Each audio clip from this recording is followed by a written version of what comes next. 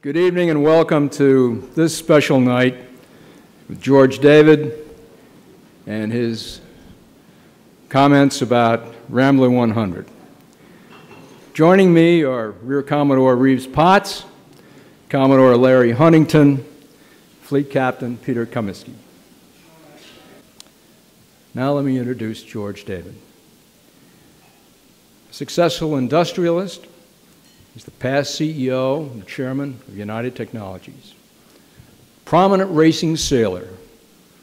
He has a long record of successful campaigns in boats named for former squadron yachts, Idler and Rambler.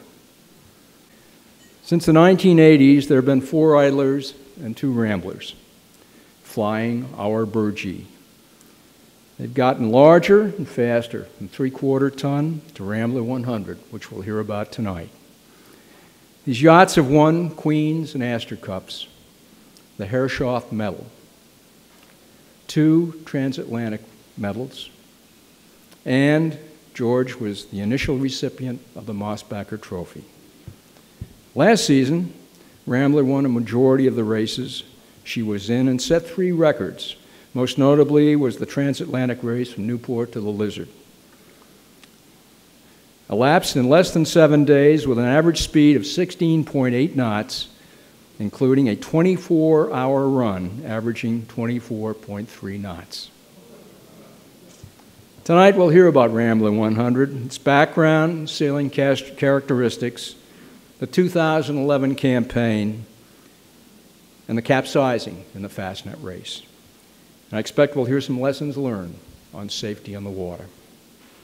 A fellow member since 1982, a trustee of the New York Yacht Club, George David.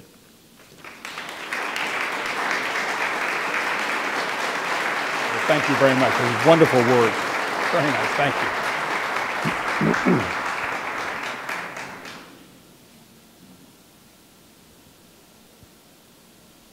Well, Commodore Taus and ladies and gentlemen, thank you for the welcome, and Commodore, thank you for the introduction. This is a wonderful club, and I've been a member for 30 years and proud and delighted for every single minute of it. Okay, this is only the second time I've talked publicly about this accident last August. It was a pretty tough accident. I think you'll see in some video footage tonight that this accident is as bad as it gets. On the other hand, though, we had 21 survivors. Every single person on the boat was a survivor, and there's some good lessons learned. Now, this is the boat, and be sure it is fun to sail this boat proportionate to its size, its power, and its speed. Anytime off the wind, that is even close reaching, broad reaching, this boat will typically go 4 to 5 knots faster than wind speed. So if it's blowing 16, the boat's going 20. If it's blowing 20, the boat's going 24. It was launched in 2008 by our fellow club member, Alex Jackson. It had a stated design goal in 2008 of being the fastest monohull ever built in the world. I think it probably is that. It's a design from 1K, the America's Cup designer, and also designer of multiple Volvo 70 boats. And understandably, this boat, which was launched as Speedboat in 2008, is based on 1K's Volvo 70 designs. Once I said in front of television that it's a 70 on steroids, which is as tight and accurate a description of this boat as can be. We made some critical changes over the 2010-2011 winter. First, the biggest one was to change the whole balance of the boat. We all felt when first sailing it that the boat was very much bow down.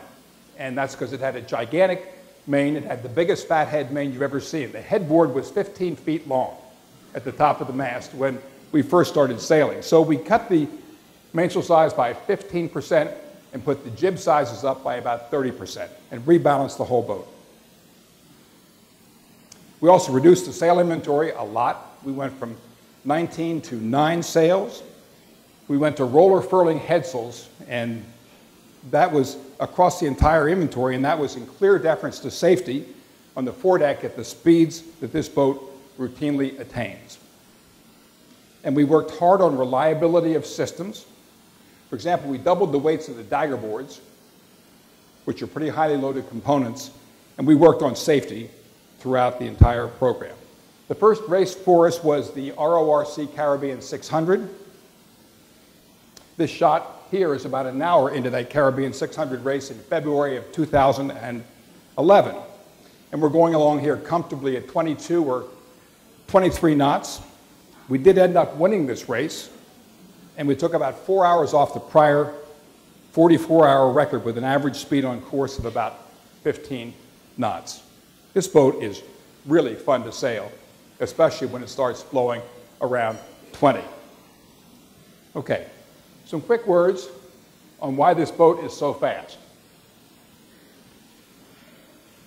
It's all about stability, and I'm going to ask you to bear with me just for a minute or two on just a few numbers.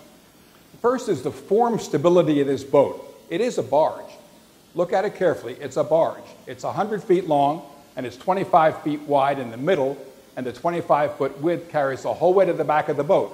So it's really hard, like a barge, to tip it over. Second, the canting keel, which you can just make out in this image here, canted up 45 degrees relative to the boat, which means 70 degrees relative to gravity. And that has a 12.5-ton bulb, which is 18 feet down. So when it's out there, it's a lot of stability. And then there is 8 tons of water ballast on top of that, which you pump in over a 4-minute cycle to really load the rail down.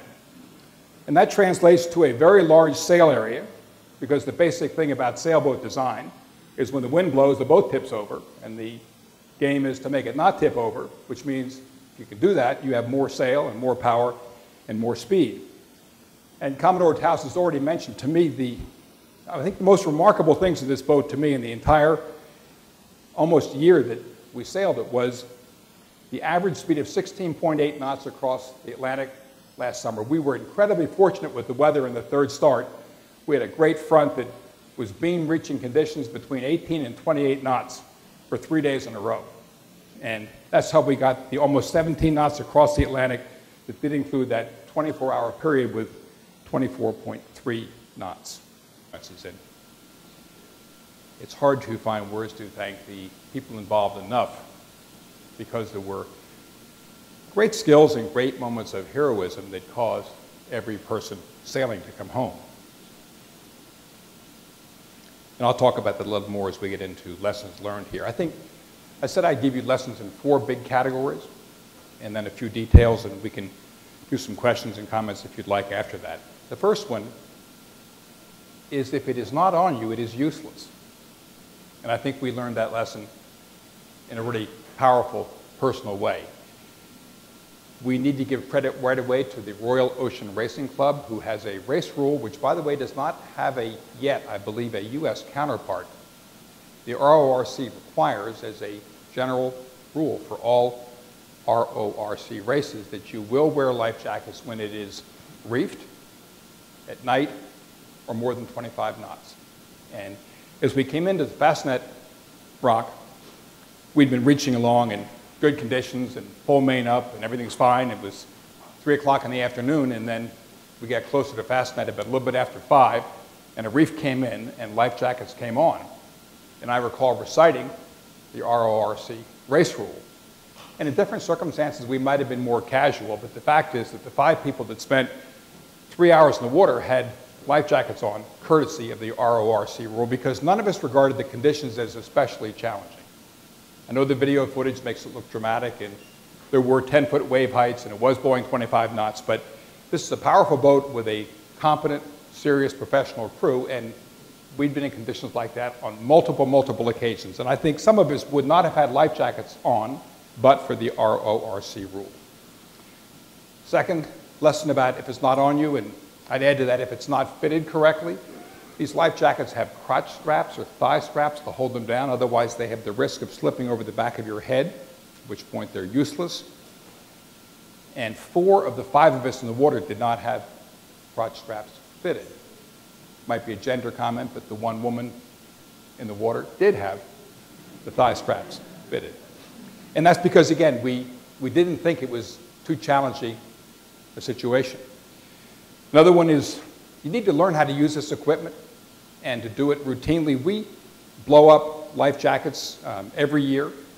We will now, and that's the whole thing, the inflation. Find where it is, find how it works automatically, and second, how it works manually.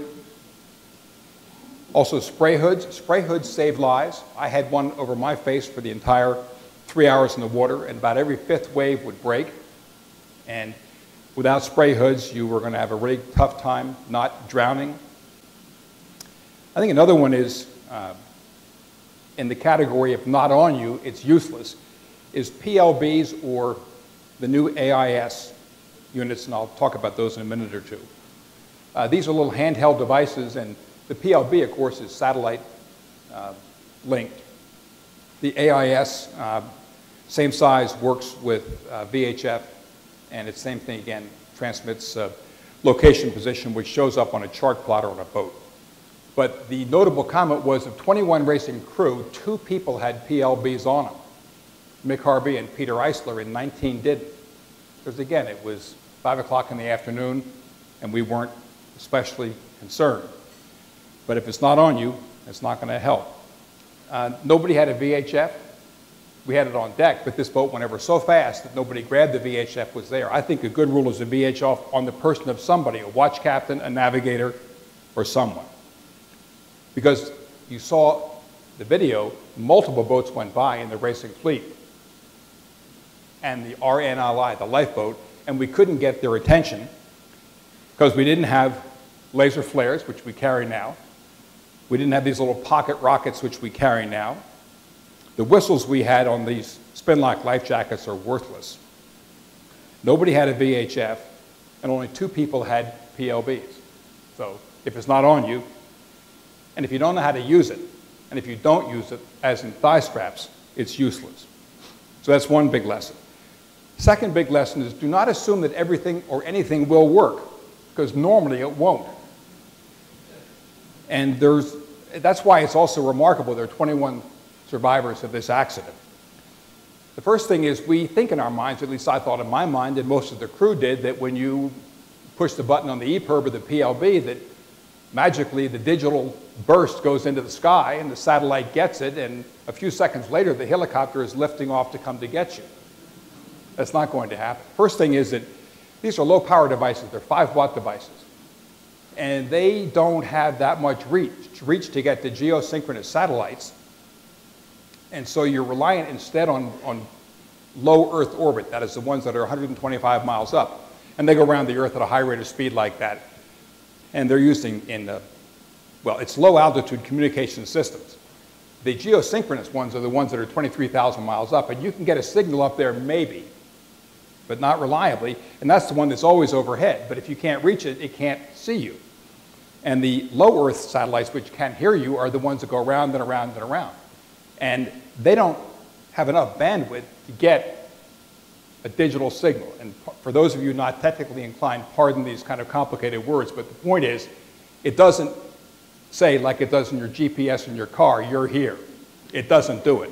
And what actually happens instead is that these low Earth orbit satellites are taking a homing signal like the old RDFs, and they're taking line of sight. Every time a satellite goes overhead, it takes a line of sight, and 2 lines of sight make a position, but it's not very accurate. And then you have 3, 4, 5, 6, 7 as the satellites go over your head again and again.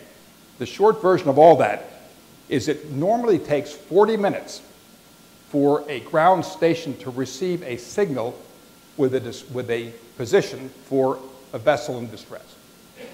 And that's experience, 40 minutes. So if you think it's going to happen now, put a 40-minute delay in. Secondly, is that there's some difficulties with identification. It took an hour after the PLB activation, after the signal got to Valencia Island, it took 1 more hour until Coast Guard declared Mayday. And a big piece of the delay was they did not know who we were. And the reason why they didn't was because there was some confusion over the registration of the boat. All these PLBs were registered to me, but the difficulty was that Irish Coast Guard had to call headquarters in Dublin, who called the United States Coast Guard in Norfolk, Virginia, who called back Dublin, who called back Valencia Island. You had 4 phone calls. It's not somebody on the web, it's 4 phone calls. And in the course of all that, there was misunderstanding and mistransmission of who actually was the registered owner of the PLVs. Paperwork was good, but the 4 phone calls were not. So an hour and 40 minutes before anybody said Mayday. Do not assume your life jackets will work. We had 1 of 21 did not. Peter Eisler, it wouldn't work either automatically with the canister, or he couldn't blow it up either because it had a hole in it, even though it had been serviced a month before. One of our PLBs did not activate even after being serviced a month before. So a 5% failure rate. You maybe remember the comment from Jerry Smith, the wonderful dive boat captain. He said he thought we were saving our strobes for use at night. Wrong. 3 of 5 didn't work.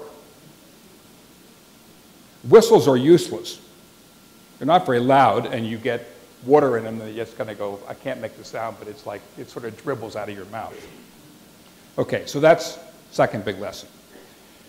I suppose the third lesson is the one about unanticipated events. And the comment here is an inversion like this is really rare.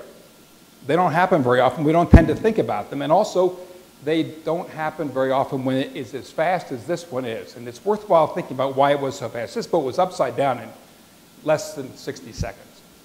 And it was horizontal in the water with the mast and the sails in the water in 15 seconds. And it was so fast because, to go back to those comments on stability, there's 8 tons of water ballast, and as soon as the hull was 90 degrees up in the air and went over 90 degrees, then it just kept on going. And 8 tons of water ballast on a residual hull at that point that weighed 19 tons was a lot. So it was over so quickly. And that has its own consequences because, of course, you can't get out of the boat. We are phenomenally fortunate that we had a half dozen people below decks, 5 of them in their bunks. And to get out of that, also realize this, the boat was 90 degrees up in 15 seconds, and think about the problems of moving around your own boat when it's on its side like that. And then when the boat's upside down, the things that you typically, because all of our safety systems that we always have in all of our boats, they're all designed to be used with the boat upright. And the expectations, you have a half an hour or something, the boat may sink, it may go down, but you've got time to think about it and do it. Not here at all. And our life rafts were in a container at the back of the boat that was open at the top and open at the front for easy, quick access, and a knife there and cut the cords and all that with the boat upright. When it's upside down, the rafts, which are buoyant, that is, they float, and they're in this box, and the box is closed at the back of the boat, you can't get them out. And the boat's heaving up and down on about a 5 or 6 foot amplitude. And same thing, grab bag and accessible. We've added since then, there's a little box right on the stern pulpit that I recommend for anybody that has got a satellite phone in it, a VHF, some laser flares, and some pocket rockets. We did not have a hydrostatic EPIRB. Most of you, I bet, have got hydrostatic EPIRBs. These are the ones that go off when the boat's more than 4 or 5 feet underwater, but think about that. It's got to be 4 or 5 feet submerged before actually the hydrostatic trigger fires. But at least if it was on the stern pulpit, we might have gone to go get it. Our 3 EPIRBs were all inside the boat because, again, it was a question of get out or drown. And nobody had time. I mean, you think you're always going to grab the EPIRB, not in this case. So that's a third lesson. I guess the fourth big lesson is, and I don't think you can practice this or anything else, it's just teamwork and calm. There were some remarkable experiences and things that happened here. I wasn't too quick to open my life jacket, and Stu Wilson did it for me. And I was kind of scrambling for this spray hood thing, and Wendy, who was behind me, got it open and put it over my head. I think Mick Harvey might have drowned. It was pretty close because he came out of the bunk and out of the boat with only his foul weather bottoms on, which of course, you know, the water gets inside those, and you're not very buoyant with the water inside heavy Musto foul weather gear. And Mick went down a couple of times, and then he actually went over the top of Jerry Kirby and Andrew Taylor who put him back on the boat. So teamwork and calm. There wasn't a moment really of anxiety. It might really surprise this entire group in this situation of such challenge. No raised voices, no panic, calm. And I'm really proud of my teammates for all of that. So let me stop there. Actually, I'm going to just do one more thing and show you a couple of these little devices. This is a recommendation. I'm not a life safety at sea person, but I recommend these. These are the new PLBs, and they're small enough you can put them in your pocket. And the rule is on us, with us offshore or rough weather, it's on your person all the time. That is satellite linked. This is the AIS, the new AIS unit, and it's like an AIS system, but what it works, it transmits a GPS, but it transmits it by VHF, that is locally, so it's line of sight and it's good for 3, 4, 5 miles, something like that when you're in the water, but it shows up on a chart plotter so people can come and find you. This is the little pocket rocket thing, and I don't have the cartridges, which are about the size of the end of my finger, because you didn't want to ship those things around the FedEx system. So I have the trigger here, but not the thing, and here's a decent whistle. So I think the most important things is on your person all the time. I really recommend that, either this or both.